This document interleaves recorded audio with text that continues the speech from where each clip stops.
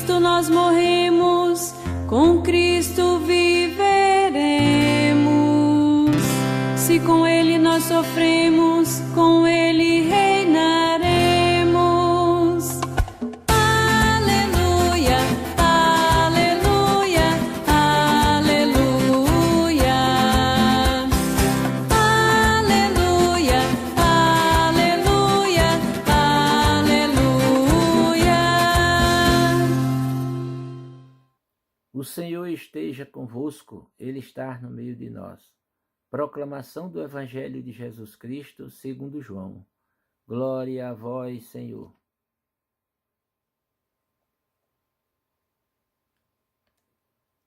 Havia um chefe judaico, membro do grupo dos fariseus, chamado Nicodemos, que foi ter com Jesus de noite e lhe disse: Rabi, sabemos que vieste como mestre da parte de Deus. De fato, ninguém pode realizar os sinais que tu fazes, a não ser que Deus esteja com ele. Jesus respondeu: em verdade te digo, se alguém não nasce do alto, não pode ver o reino de Deus. Nicodemos disse: como é que alguém pode nascer se já é velho? Poderá entrar outra vez no ventre de sua mãe?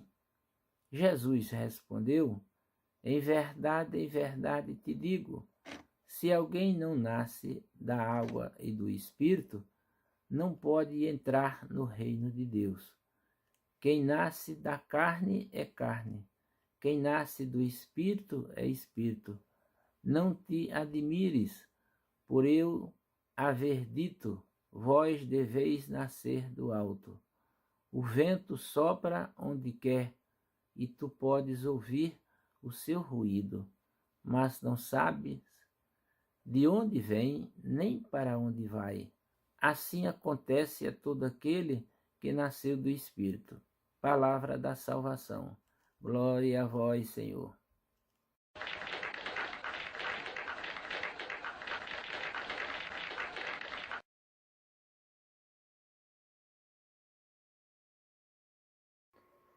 Queridos irmãos e irmãs, paz e bem, celebramos hoje o dia de Santa Catarina de Sena.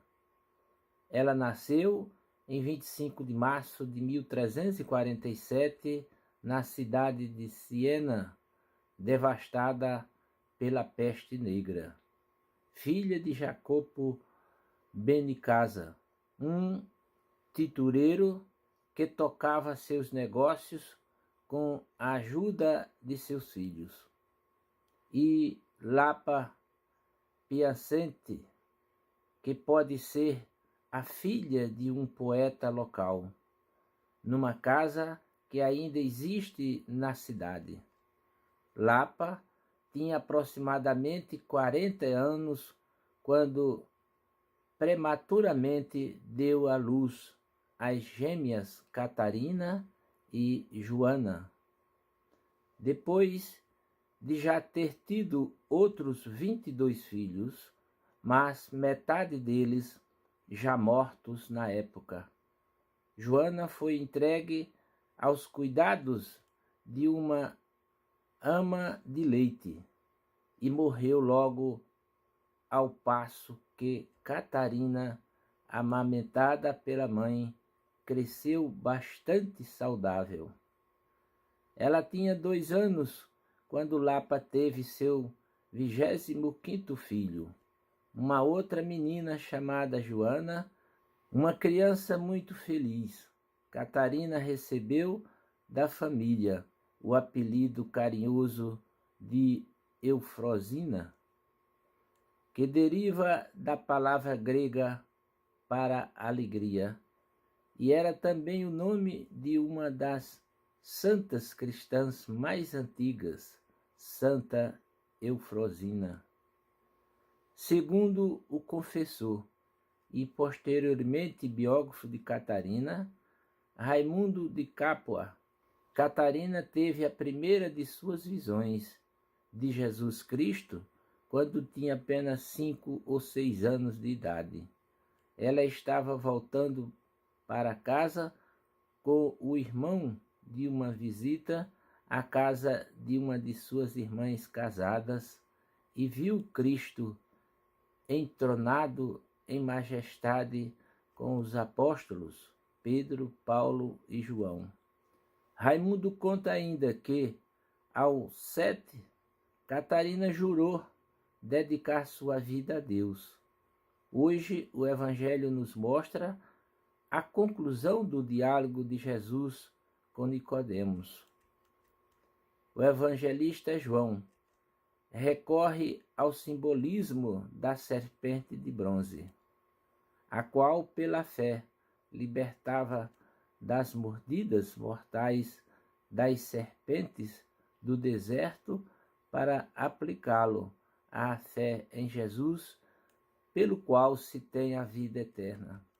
Este diálogo com Nicodemos é um convite à conversão. Coloca em confronto as duas opções, aquele que crê e aquele que não crê. Aquele que pratica o mal e ama as trevas, e aquele que pratica a verdade e se aproxima da luz. Jesus rejeitava muitas vezes aqueles que tentavam segui-lo. A um jovem rico que buscava o seu conselho, ele aplicou com palavras tão fortes que o homem foi embora entristecido, não disposto a seguir Jesus a tão alto preço. A um importante líder religioso, Nicodemos, que tinha vindo louvando Jesus. O Senhor respondeu abruptamente: você tem que nascer de novo, se quiser ao menos ver o reino de Deus. Jesus pintava francamente as dificuldades em segui-lo e rejeitava todos os que tentavam fazê-lo de forma inadequada. Jesus pregou sobre o tema: não pode ser meu discípulo, discutindo abertamente a necessidade de calcular o custo antes de embarcar na vida de discípulo.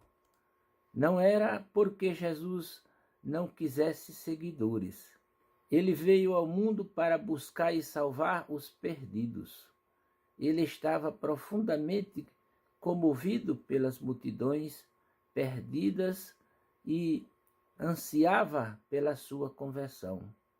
Mas Jesus sabia que não seria fácil para os homens segui-lo e que eles estariam inclinados a enganarem-se a si mesmos, pensando que eram discípulos quando não eram. O Senhor nunca deixou de declarar francamente o que a conversão real exige. A troca de palavras entre Jesus e Nicodemos neste evangelho de hoje é fascinante. Nicodemos era um chefe religioso. Ele veio a Jesus louvando seus ensinamentos e milagres. É difícil saber o que se passava na mente de Nicodemos enquanto falava. Talvez estivesse esperando louvor, uma posição na administração de Jesus, ou um voto de confiança pela obra que ele mesmo estava fazendo, como mestre em Israel. Mas a resposta surpreendente de Jesus foi: Nicodemos, você precisa começar tudo de novo, se quiser entrar no reino de Deus, seja o que for que Nicodemos estivesse esperando. Não era isto. A resposta de Jesus significava que toda a religião de Nicodemos, toda a sua atividade no ensino, toda a sua posição no judaísmo eram sem valor em relação ao domínio de Deus. Nós também precisamos ver que toda a nossa religião e nossa própria grandeza nada valem. As realizações do passado nada representa. Precisamos recomeçar tudo novamente para sermos capazes de entrar num relacionamento com Deus. Mas, para isso, basta olhar para o que Jesus ensinou. Para ele, é loucura começar um projeto sem entender primeiro o que será exigido para terminá-lo.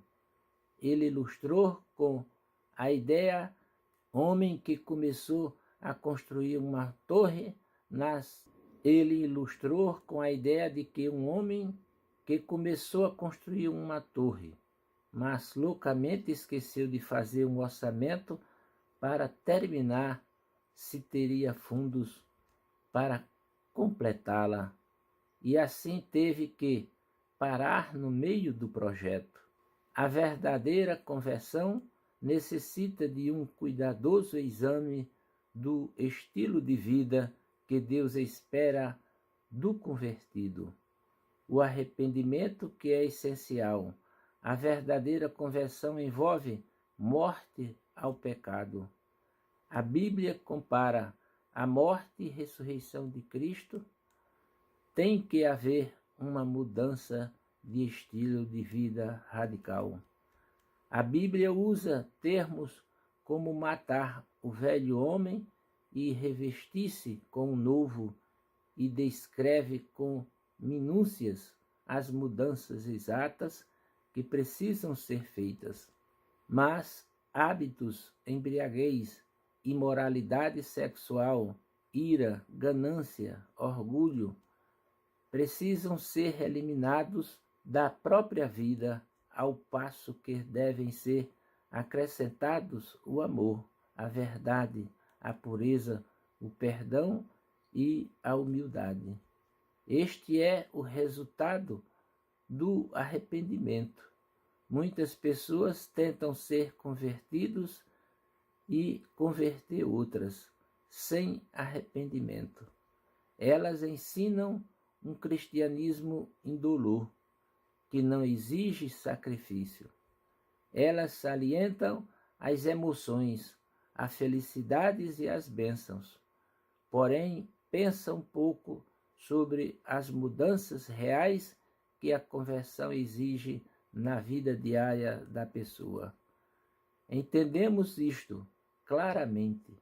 Não há conversão sem transformação. Aquele que creu e foi batizado, aquele que até mesmo foi aceito numa igreja e participa fielmente das atividades religiosas, mas que não se arrependeu, não é salvo. O arrependimento é um compromisso sério, determinado para mudar sua própria vida. Para tomar parte realmente na ceia do Senhor, a pessoa precisa nascer de novo, no poder, a água e do Espírito Santo. Ela precisa executar o ato certo, pelo motivo certo. A pessoa precisa ser um discípulo fiel. Louvado seja nosso Senhor Jesus Cristo, para sempre seja louvado. Amém.